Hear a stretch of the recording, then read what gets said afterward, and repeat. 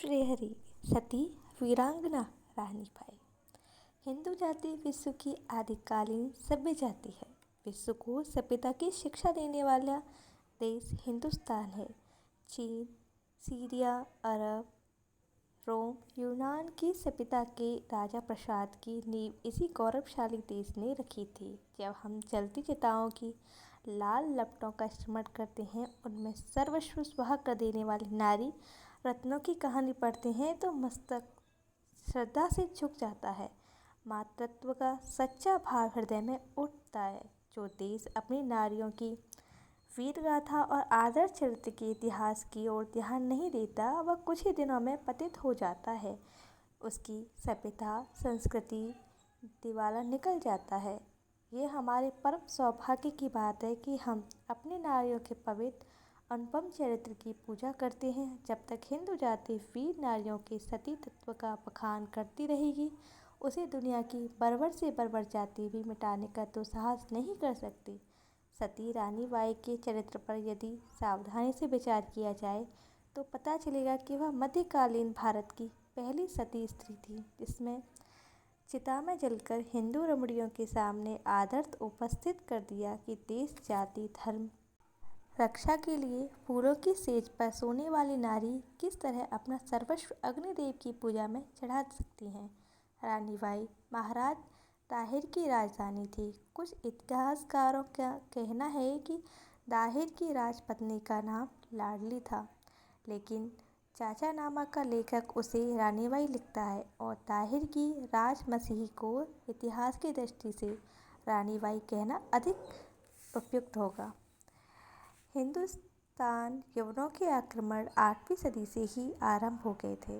तुर्कों के हमलों के बहुत पहले से ही हिंदुस्तान पश्चिमी यूरोप पर अरबों ने इस्लाम की पताका फहराने का यत्न किया था। यूरोप में तो वे कुछ अंश तक सफल भी रहे, लेकिन हिंदुस्तान में उनकी नाच चली। इतिहासकार लेन पुल लिखता है कि हिंदुस्तान के इतिहास में अरबों का क्षणिक आधिपत्य एक कहानी और इस्लाम के इतिहास में एक असफल विजय थी, जिसका परिणाम स्थायी न रह सका।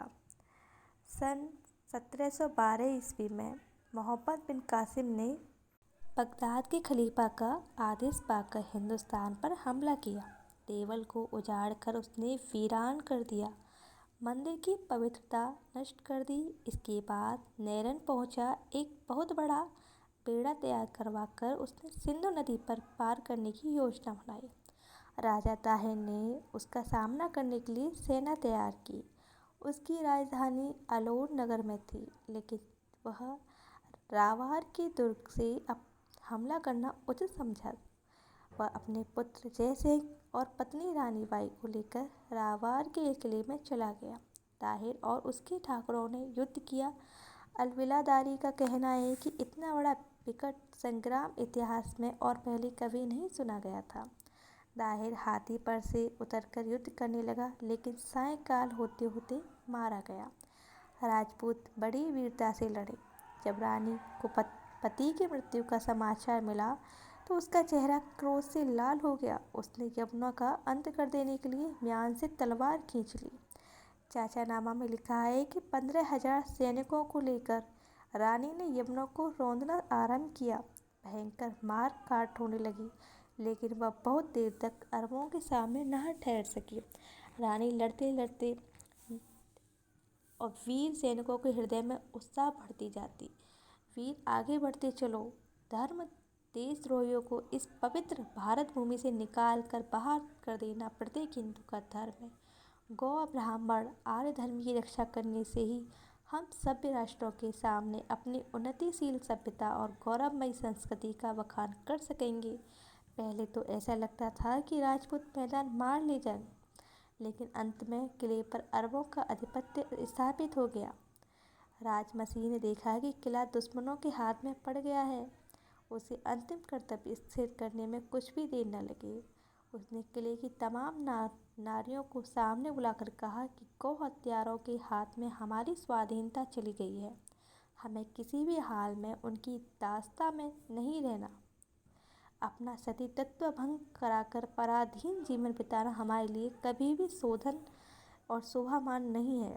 हम लोगों के पति स्वर्ग में राह देखते होंगे और प्रतीक्षा करते होंगे। हमें वीर नारियों की तरह अपना धर्म मूलक कर्तव्य पालन कर वहाँ शीघ्र ही चलना चाहिए। यह विवरण कोपोल कल्पित नहीं, चाचा नामा के लेखक ने इसे बड़े लंबे चौड़े रूप में लिखा है। हिंदू रमणियों ने रानी का विश्वास दिलाया कि हम सब अग्नि देवता के हाथों में अपना सर्वस्व अर्पण करने के लिए तैयार हैं। एक बहुत विशाल अग्निकुंड तैयार कराया गया। रक्त वस्त्र पहनकर राजपत्नी जलती चिता में ईश्वर और धर्म को साक्षी देकर कूद पड़ी। आग दहक रही थी, उसकी शिखाएं आकाश से बातें कर रही थीं। ज्वालामयी आर्य विजय की प्रतिनिधि की तरह रानी बाई पति से मिलने स्वर्ग चली गई। सैकड़ों स्त्रियों ने उसी तरह अपने आप को होम कर रानी के सहगमन का आनंद अनुभव किया। आलोर और रावण दोनों नगर तेजस्विनी सती रानीबाई के स्वर्ग गमन से शमशान बन गए। वह मध्यकालीन भारतीय सतियों के पथ प्रदर्शक थी। वह आदर्श सती, वीर नारी, कुशल सेना संचालिका और रजोचित गुणों से संपन्न राजरानी थी।